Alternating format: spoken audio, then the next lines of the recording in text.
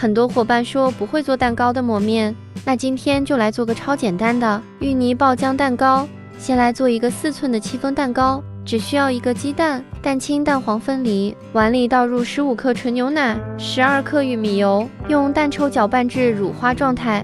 再筛入18克低筋面粉，画 Z 字形搅拌，放入蛋黄，搅拌至无颗粒状态。蛋清内挤几滴柠檬汁或者是白醋，打蛋器开高速，先搅打到起大泡泡。一共16克白糖，分3次加入。第3次加入白糖后改成低速打，最后的状态是提起打蛋器，有一个直立的小三角，先取1点蛋白放入蛋黄糊内拌匀，再把它全部倒入剩余的蛋白内翻拌均匀，倒入4寸的戚风模具内，震几下震出里边的大气泡。烤箱上下火140度，提前预热10分钟，放中层烤45分钟左右，中间上色严重记得要盖锡纸。再来做芋泥。200克利普芋头切成片，上锅蒸25分钟，蒸好后放入破壁机内，100克淡奶油或者是纯牛奶，3克紫薯粉，如果没有就放1块紫薯，15克炼乳，如果没有炼乳就放同等量的白砂糖代替。打成泥后放入一个裱花袋内，